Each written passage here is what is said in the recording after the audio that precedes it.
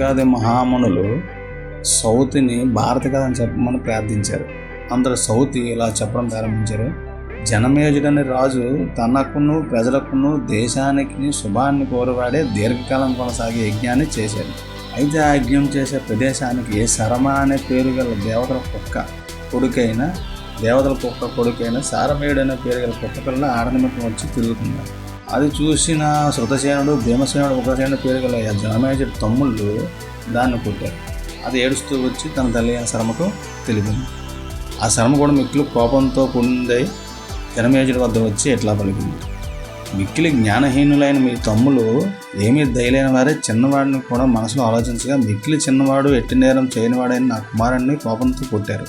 ఈ పని యుక్తమైనది కాదు అని మనసులో ఆలోచించకుండానే భేదవారికి, అసక్తులైన వారికి, మంచివారికి అపకారాలు కావాలని చేసే నీతిరహితులకు కారణం లేకుండానే ఆపదలు వస్తూ ఉంటాయి అని చెప్పి శరమ అదృశ్యమైపోయింది. అది చూసి ఆశ్చర్యపోయాడు జనమేజ మహారాజు. ఆ యాగాన్ని పూర్తి చేసిన తర్వాత హస్తినాపురానికి వెళ్ళి అక్కడ ఉన్నప్పుడు కొద్ది రోజులకు ఆపదలు కలుగుతాయి అన్న చెప్పిన మాటలు గుర్తొచ్చాయి.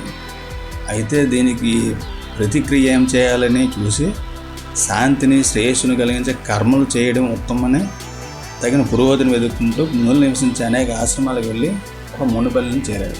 అక్కడ స్వతస్రవసుడనే ఒక గొప్ప మునిని చూసి మొక్కి ఇట్లా అన్నాడు: ఇక పవిత్రుడు, గొప్ప తపస్సులో నిష్ట గలవాడు, ప్రకాశించే ఇంద్రియ నిగ్రహం చేత నియమాల చేత ఒప్పేవాడు, సోమశ్రవసుడు అనే పేరు గలవాడు, ఆయన యోగ్యుడైన నీ కుమారుని దయించి నాకు పురోహితుడిగా ఆయన సమర్పించండి అని జనమేజ మహారాజు సుతస్రవసుడిని అడిగినప్పుడు అతడి అంగీకారంతో సోమశ్రవసుడిని తన పురోహితుడిగా చేసుకుని ప్రియములైన సన్మానాల చేత అతన్ని సంతోషపెట్టి అతని హితవచనం చేత జనమేజ మహారాజు పూర్వ మహారాజులు అనుసరించిన మార్గాన్ని అనుసరిస్తూ విశాలమైన కీర్తితో, పలు విధానాల యాగాలతో, అగ్నియందు వేలమైన అవిస్సులతో, భూరి సంభావనలతో అందరినీ తృప్తి పొందిస్తూ రాజ్యం చేస్తూ ఉన్నాడు. ఈ విధంగా ఎల్లప్పుడూ ఆపదలు తొలగించేవి, శ్రేయస్సును వృద్ధి పొందించేవైన కర్మలు చేస్తూ గురువులను, దేవతలను తృప్తిపరచడం ఆసక్తి గలవాడే ఉంటున్నాడు. అయితే ఉదంకుడు అనే మహాముని పౌష్య మహాదేవి కుండలములు తేవడానికి బయలుదేరుతాడు. బ్రహ్మతో సమానుడు, భయం లేని మనసు కలవాడైన బైలుడు శిష్యుడు ఈ ఉదంకుడు మిక్కిలి భక్తితో గురుగృహంలో పూజ్యులైన పెద్దలకు సేవలు చేసి అధికమైన భక్తి యందు ఆసక్తి గలవాడే గురువుల దయతో అనిమా గరిమా మొదలైన 8 సిద్ధులతో కూడా జ్ఞానాన్ని సాధించాడు. ఈ ఉదంకుడు గురువు గారికి ఇష్టమైన పని నెరవేర్చేవాడే. అతని ఆజ్ఞతోని పౌషుడైన మహారాజు యొక్క దేవేది కర్ణాభరణాలు దానంగా పుచ్చుకొని తేవడానికి పూనుకొని అడవిలో ఒక్కడే వెళ్తుంటే ఎదురుగా పెద్ద ఎద్దునెక్కి వస్తున్న ఒక దేవతా పురుషుని చూశాడు. అతడు ఇచ్చిన ఎద్దు పేడ తిని ఆ మహానుభావుడి దయ పొంది వేగంతో కూడిన గమనంతో వెళ్ళి మోష మహారాజును చూసి ఆశీర్వదించి అతడిచ్చిన అర్ఘ్యభాజ్య సత్కారం గ్రహించి ఇట్లా అన్నాడు: గురాజా, నేను గురువుగారి ప్రయోజనం కొరకు యాచకుడినై పూని ఇప్పుడు సంతోషంతో నీ చెంతకు వచ్చాను. శిక్షింపబడిన శత్రువులు గల ఓ రాజా, నా కోరిక సిద్ధించేటట్లు నీ రాణి ధరించే కర్ణాభరణాలు నాకున్నాయి అని ఉదంకుడు అడుగుగా పౌషుడు ఇట్టి మహానుభావుడికి అడిగిన కుండలాలను ఈ జాలి నాను ధన్యున్నైనాను అని సంతోషించి ఉదంకుడితో: అయ్యా, నా దేవేరి ఈ కుండలాలను ధరించి ఉన్నది, నా మాటగా వాటిని అన్నుడు గ్రహించను పలుగ్గా ఉదంకుడు రాణి నివాసానికి అంతఃపురానికి వెళ్ళి పౌష్ని పట్టమాయిసి కనబడగా తిరిగి పౌష మహారాజుకి వచ్చాడు. ఈ దేవేరి అంతఃపురంలో చూడలేకపోయాను, నీవే ఆ కుండలను నాకే తెప్పించిమ్ము అనబడిగాడు. అయితే భూప్రజలచే సుతింపబడివాడా, దోషరహితుడా, లోకాలను ప్రవర్తించగల నిన్ను అపవిత్రుడని చెప్పడం కష్టం, చెప్పరాదు. నా దేవి పవిత్రురాలు, ప్రతిభక్తి గలది, కావున అపవిత్రులకు చూడసత్యం కాదు అని అతను చెప్పిన వెంటనే పౌష్యుడు ఈ విధంగా చెప్పిన వెంటనే విని ఉదంకుడు ఆలోచించి, దివ్య పురుషుడు చెప్పినట్టు ఎద్దుపేడ తిన్న తర్వాత పరిశుద్ధిగా ఆచరణ చేయలేదు, అందుకే అపవిత్రమైంది, అందుకే ఆ మహాపతివ్రత నాకు చూపు కనబడదని తలంచి తూర్పు దిక్కుగా తిరిగి పవిత్రమైన జలాలతో కడుగుబడిన చేతులు, పాదాల ముఖం కనబడి ఆచమనం చేసి పౌష్య మహారాజు అనుభూతితో అతడి దేవేరి చెంత పోగా ఆ దేవి మహాముని అయిన ఉదంకుడికి నమస్కారం చేసి తన కర్ణాభరణాలను ఇచ్చి ఇలా పలికింది: నేను ధరించే కుండలాలను తక్షకుడనే సర్పరాజు తాను పొందాలని కోరుకుంటూ ఉంటాడు. అతడు భేదింపశక్యంగా అనేవాడు, మాయందు మిక్కిలి సమర్థుడు. ఈ కుండలాలను అతడు అపహరించకుండా లెస్సగా భద్రపరుచుకుంటూ వెళ్ళు అని చెప్పింది. దేవి ఆ విధంగా పలుగ్గా అట్లే చేస్తానని ఆ దేవి వద్ద సెలవు తీసుకుని పౌష్యుని చెంతకు వెళ్ళగా పౌరుషుడిని కరుణించి తిరిగి ఈ రోజే వెళ్ళి గురువుగారి భార్యను ఆమె కోరినట్లు కుండలాలను వేయగారికి ఆయన సందర్శించి వెళుతూ తను ఎదుట ఒక సరస్సును చూసి పవిత్రతను తన చేతితో ఉన్న కుండలాల నుంచి ఆచమనం చేస్తూ ఉండగా అతని వెంటనే వచ్చి తక్షకుడైన సర్పరాజు దిగంబర వేషం ధరించి ఆ కుండలాలను గ్రహించి పరిగెత్తాడు. ఉదంకుడు కూడా ఆ తక్షకుడి వెనుక పరిగెత్తి అతను పట్టుకున్నాడు. సర్పరాజు అయిన తక్షకుడు నగరరూపం విడిచి రత్నమయాలైన కుండలాలను మాత్రం విడువక తన సహజమైన తక్షక రూపంతో వెంటనే భూమిలోకి రంధ్రం ద్వారా నాగలోకానికి వెళ్ళాడు.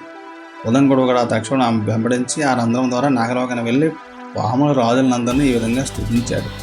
ఎక్కువ అడవులతోనూ, చెట్లతోనూ, సముద్రాలతోనూ, కులపర్వతాలతోనూ, నీటితో నిండిన సరస్సులతోనూ, నదులతోనూ కూడిన గొప్ప భూమి యొక్క బరువును ఎల్లప్పుడూ 1000 పడగల సముదాయంతో ధరించి మిక్కిలి సహింపశక్యంగా విగ్రహం గల నారాయణుడు విడువక సయ్యగా ఉండి పాపాలను అంతరింపజేసి అనంతుడనే పేరు గల నాగరాజు మా పట్ల అనుగ్రహం కలుగవాడుగాక అంటూ వివిధ రకాలుగా ప్రార్థన చేసి నాగరాజులందరినీ పొగడి పాతాళ లోకంలో తెల్లని నల్లని దారాల సముదాయం వస్త్రాన్ని 2 స్త్రీలను 12 ఆకుల గల చక్రాన్ని తిప్పుతున్న వారిని 6 యువకులను మిక్కిలి ఎత్తైన గుర్రాన్ని ఎక్కిన గొప్ప తేజస్సుగా ఒక దివ్యపురుషుని చూసి అధికములైన అద్దాలు గల మంత్రాలతో మిక్కిలి భక్తితో కూడిన వాడే స్తుతించగా ఆ దేవతా పురుషుడు అనుగ్రహం గలవాడే ఉదంకుడితో ఈ విధంగా పలికాడు. పరిమితమైన వాక్కులో నిర్మలమైన వర్తనం కలిగినట్టు ఓ ఉదంక మహాముని, సత్యాలైన నీ స్తోత్రాల చేత మిక్కిలి ప్రీతి పొందిన మనస్సు గలవాడు నేను.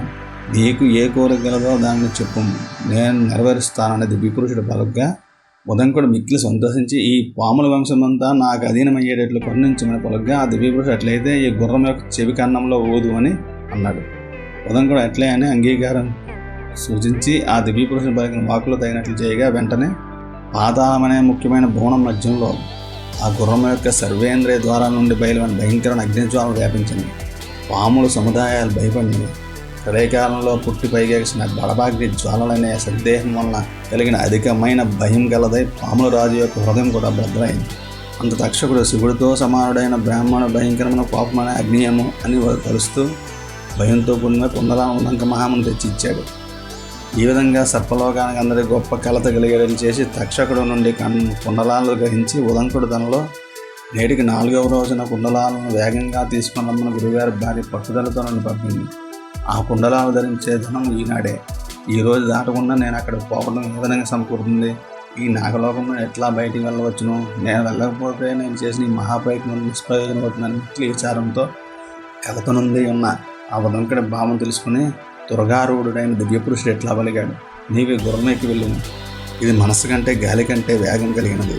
దివ్యపురుషుడు ఆ విధంగా పలికిన తరువాత అతని మాట ప్రకారం ఆ గుర్రమెక్కి ఉదంకుడు వెంటనే గురువుగారింటికి వచ్చాడు. గురుగృహంలో గురువుగారి భార్య పవిత్ర స్నానం చేసి కొత్త బట్టలు కట్టుకొని వెలుగొంతు కర్ణాభరణలు ధరించే సమయం ఆసన్నం కాగా శిష్యుడైన ఉదంకుడు రాకూరగా ఎదురు చూస్తున్నప్పుడు ఆ ఉదంకుడు రాగా చూసి మిక్కిలి సంతోషించి అతడు తెచ్చిన మణిమయ కుండలాలను ధరించి విప్రులను పూజించి తాను సంకల్పించిన మహోత్సవాన్ని జరుపుకున్నది. ఈ విధంగా గురువుగారి పని చేసి ఉన్న ఉదంకుడిని చూసి గురువైన పైలుడు ఈ విధంగా పలికాడు. ఇక్కడికి అతి సమీపంలో ఉన్న పౌష్య మహారాజ్ తండ్రి పోయి చాలా దూరం పోయిన విధంగా ఏ కారణంగా ఇంత ఆలస్యం చేసావో తెలియజెప్పింది అని గురువుగారు అడగా ఉదంకుడు ఈ విధంగా చెప్పాడు. ఆర్య, మీరు సెలవిచ్చినట్టు ఆలస్యం చేయవలసిన అవసరం లేదు.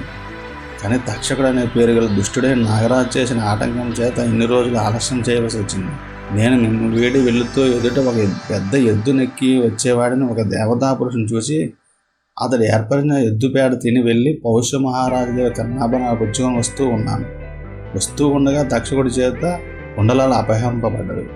నేను ఆ తక్షకుడి వెనుకనే నాగలోకాన్ని పోయి సర్పలాగని పొగడి ఆ పాతాళంలో తెల్లని నల్లని దారాలకు వస్త్రం నేస్తున్న 2 స్త్రీలను 12 ఆకుల గల చక్రాన్ని తిప్పుతున్న 6 బాలులను మిక్కిలి ఎత్తైన గుర్రాన్ని ఎక్కిన ఒక దివ్యపురుషుని చూసి అతను అనుగ్రహించేది కర్ణాభరణాలు పొంది అతను ఆజ్ఞాపించిన విధంగా ఆ గుర్రం ఎక్కి వచ్చాను. ఇదంతా ఏమిటి? దీని అగ్నరాధు నాకు తెలపని అడిగా గురుడైన పైనుడు ఈ విధంగా పలికాడు. ఓ మంచి మునిశ్రేష్ఠుడా, ఉదంక, ఎద్దు నెక్కి వచ్చిన ఆ పురుషుడు ఇంద్రుడు. అతడు ఎక్కిన ఎద్దు దేవత ఏనగైన ఐరావతం, పేడ అమృతం.